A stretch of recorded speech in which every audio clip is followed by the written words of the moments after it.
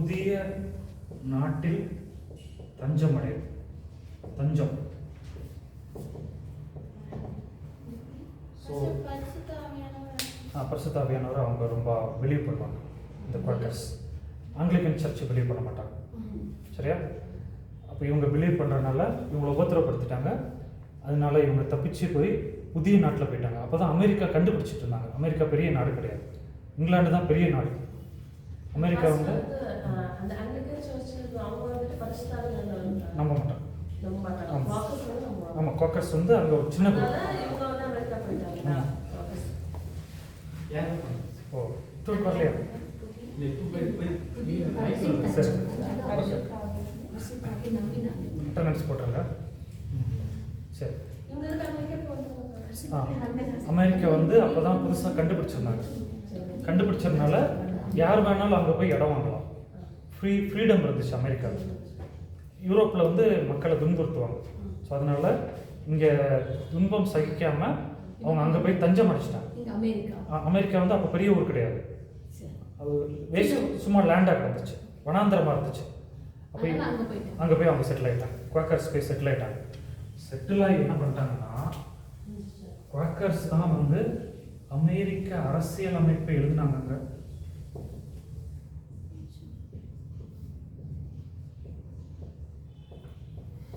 அமெரிக்க அரசியலமைப்பில் என்னன்னா, அனைவரும் சமம். குவாக்கர்ஸ் தான் எழுதினாங்க, உருவாக்குனாங்க.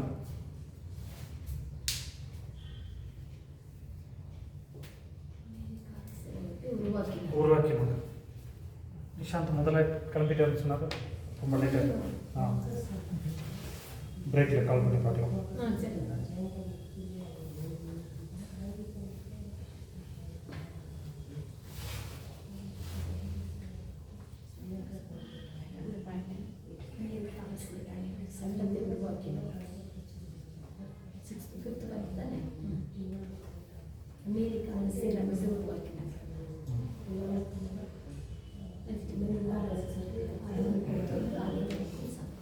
அமெரிக்க அரசியலமைப்பை உருவாக்குனாங்க. அனைவரும் சமம், ஈக்குவல் ஃபார் ஆல். அதாவது இங்கிலாந்து வந்து ரொம்ப பெருசுங்க, இவங்க சின்ன குரூப். அவங்கள இவங்க துன்பப்படுத்தினால அவங்க தப்பிச்சு போயிட்டாங்க. தப்பிச்சு போய் புதிய நாட்டில் ஒரு புதிய அரசியலமைப்பை உருவாக்கிட்டாங்க. அவங்க வச்சத சட்டம். அநேக அமெரிக்க பிரசிடென்ட்ஸ் வந்து குவாக்கர்ஸ் சபையை சார்ந்தவங்க, குவாக்கர்ஸ் குரூப்பை சார்ந்தவங்க. சரியா? ஸோ என்ன சொல்ல வரேன்னா, நம்ம ஒரு வேளை நம்ம வந்து பெரிய சபையிலேருந்து நம்ம வெளியேற்றப்படலாம், பெரிய குடும்பத்திலேருந்து நம்ம தள்ளப்படலாம். ஆனால் ஆண்டவர் வந்து வேற பிளான் வச்சிருப்பார். ரொம்ப பெரிய விஷயம் அது. குவாக்கர்ஸ் இன்னைக்கு தானே கேள்விப்பட்டிருப்பீங்க நீங்கள்.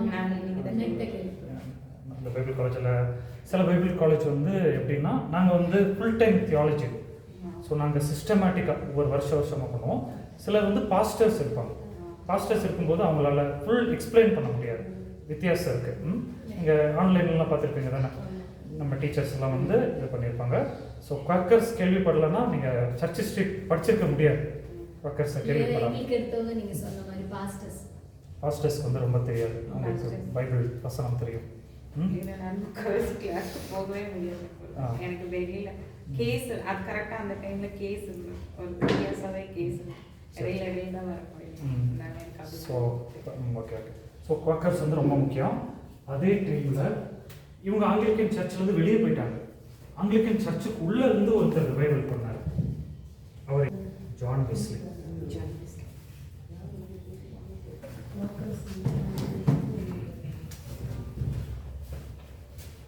ஜான் வெஸ்லி வந்து ஆங்கிலிக்கன் சர்ச்சு உள்ளே இருந்தே என்ன பண்ணிட்டாருன்னா, ஆங்கிலிக்கன் சர்ச் உள்ள இருந்தே வந்து ஒரு எழுப்புதல் கொண்டு வந்தார்.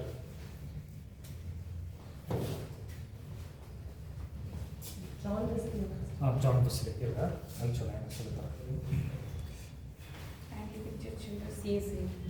சிஎஸ்சியோடைய தாய் சபைன்னு கூட சொல்லலாம்.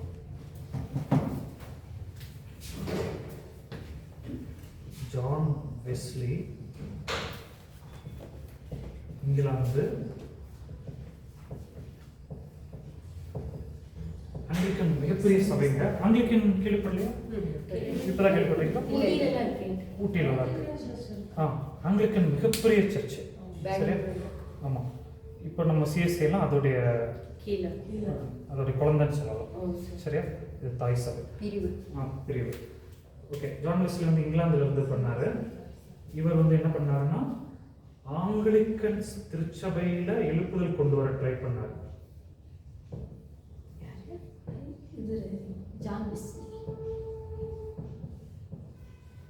ஆங்கிலிக்கன் திருச்சபையில் இருந்துட்டே எழுப்புதல் கொண்டு வர ட்ரை பண்ணார்.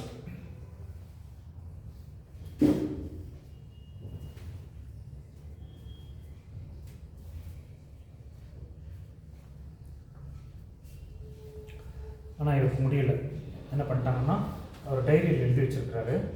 ஒரு நாள் சர்ச்சிலேருந்து பிரசங்கம் பண்ணிட்டு இருந்தாராம் ஆங்கிலிக்கன் சர்ச்சில். திடீர்னு வந்து மைக்கை பிடிக்கிட்டாங்களாம், நீங்கள் ரொம்ப எழுப்புதல் பிரசங்கம் பண்ணுறீங்கன்ட்டு. இன்னொரு நாள் வந்து அவரை வந்து இனிமேல் நீ பிரசங்கமே பண்ணக்கூடாதுன்னு சொல்லி அவரை வெளியே அனுப்பிட்டாங்களாம். இனிமேல் நீ பிரசங்கம் பண்ணக்கூடாது. அதனால் அவர் என்ன பண்ணாருன்னா ரோட்டில் போய் பிரசங்கம் பண்ணாராம். ரோட்டில் போய் பிரசங்கம் பண்ணும்போது ரோட்டில் பயங்கர டிராஃபிக் ஜாம் ஆகி போச்சாமா. டிராஃபிக் போலீஸ் வந்து நீங்கள் ரோட்லேயும் பிரசங்கம் பண்ணக்கூடாது சொல்லிட்டாங்களாம். அதனால ஜான் வெஸ்லி என்ன பண்ணாருன்னா கடைசியாக வந்து கல்ற தோட்டத்துக்குள்ளே போய் மேலே ஏறி நின்று பிரசங்கம் பண்ணாராம். கல்ற தோட்டத்துக்குள்ளே ஆயிரக்கணக்கான மக்கள் வந்துட்டாங்களாம். வந்தோடனே அவர் சொன்னாராமா, வேடிக்கையாக சொன்னாராமா, நான் சர்ச்சில் பிரசங்கம் பண்ணேன், ஃபாதர்ஸ் துரத்தி விட்டாங்க. ரோட்டில் பிரசங்கம் பண்ணேன், டிராஃபிக் போலீஸ் துரத்தி விட்டாங்க. கல்றையிலேருந்து பிரசங்கம் பண்ணுறேன், எந்த பிசாசு கல்றையிலேருந்து என்னை துரத்தி விட வரல, நான் தைரியமாக இருந்து மெசேஜ் கொடுக்குறேன்னு சொல்லி இவர் வந்து சொன்னாராமா. ஏன்னா அவ்வளோ பவர்ஃபுல் மனுஷன். அப்புறம் இவர் ஆங்கிலிக்கன் சர்ச்சிலேருந்து இவரை துரத்தி விட்டதுனால அப்புறம் இவர் என்ன பண்ணாருன்னா இவர் புதுசாக சர்ச்சை ஆரம்பித்தார். அந்த சர்ச்சோடைய பேர் தான் மெதடிஸ்ட் திருச்சபை.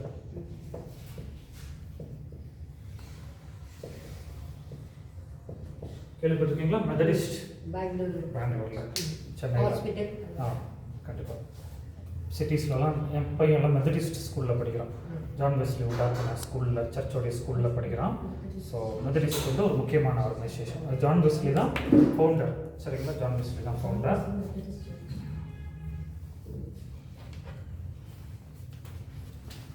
ஜான் வெஸ்லி பற்றி சொல்லணும்னா ஒரு பக்கம் இங்கே, மறுபக்கம் அமெரிக்காவே. அப்போ அமெரிக்கா வந்து ஓரளவுக்கு சிட்டி ஆயிடுச்சு. எழுப்புதல் கொண்டு வந்தார்.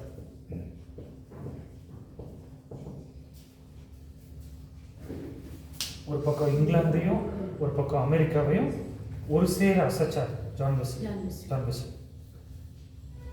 குதிரையில் போகிறான். குதிரையில் போய் ஆயிரக்கணக்கான லட்சக்கணக்கான கிலோமீட்டர் குதிரையிலே ட்ராவல் பண்ணியிருக்கிறாங்க. ட்ராவலிங் பிடிக்குமா? ஊழியர் செய்யணும்னா ட்ராவல் பண்ணுறதுக்கு ரெடியாக இருக்கும். நானும் நிறைய ட்ராவல் பண்ணிகிட்டு இருக்கிறேன். நம்மளுடைய கிருபையினால ட்ரையரில் நினச்சிக்கோங்க.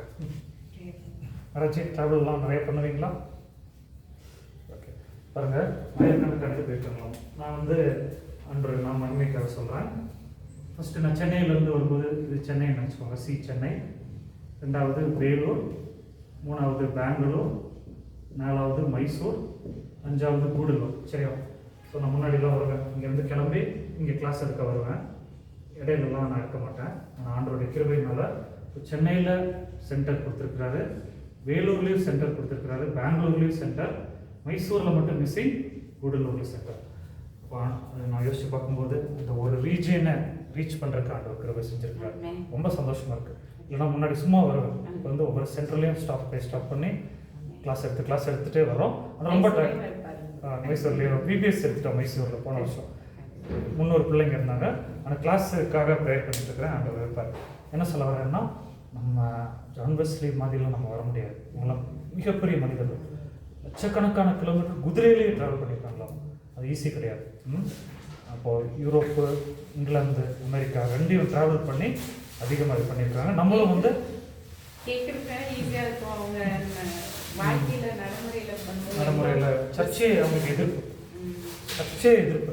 அதை ஃபேஸ் பண்ணணும். ஃபஸ்ட்டு ஃபேஸ் பண்ணி அதுக்கப்புறம் தனி சபை ஆரம்பிக்கும் போது எல்லோரும் வரமாட்டாங்க, திட்டுவாங்க, ஏன் இது பண்ணுறா அப்படி அப்படின்னு சொல்லி. ஆனால் வந்தாங்க. அப்போ நான் வந்து யோசிப்பேன், நான் ரொம்ப நைட்டு ஃபுல்லாக நான் ட்ராவல் தூங்கவே இல்லை. ஆனால் காலையில் கிளாஸ் எடுக்கணும். அப்படி இதே போல் பல நாட்கள் வந்து 15 நாள் வந்து ட்ராவலில் இருப்பேன். 15 நாள் தான் வீட்டில் இருப்பேன். ஆனால் இவங்களெல்லாம் நான் நினச்சிக்குவேன். அப்போஸ்தலர் பவுல், ஜான் வெஸ்லி, மார்ட்டின் லூத்தர்லாம் அவங்க பண்ணதுக்கு நம்ம ஒன்றுமே பண்ணல. நடை, கப்பல், குதிரை, ஸோ இதெல்லாம் வந்து நம்ம ஒன்றுமே கிடையாது அப்படின்னு சொல்லி நான் நினச்சிக்குவேன். என்ன சொல்ல வரேன்னா, நீங்களும் பைபிள் காலேஜ் உள்ளே வரும்போது நம்ம அந்த மைண்ட் செட்டில் வரணும். நம்ம மனுஷகுமாரன் ஊழியம் கொள்ள அல்ல, ஊழியம் செய்ய வரணும். ஸோ நம்ம மைண்ட் செட் அப்படி இருக்கணும். நம்ம ஊழியம் செய்யறதுக்கு ரெடியாக நம்ம வரணும். சரிங்களா? ஸோ இவங்க வந்து எழுப்புதல் வீரர்கள். ஸோ சின்ன பிரேக் எடுத்துக்கோங்க, 5 minutes பிரேக் எடுத்துக்கோங்க. பிரேக்கு அப்புறம் நம்ம வந்து அடுத்த இது பண்ணலாம்.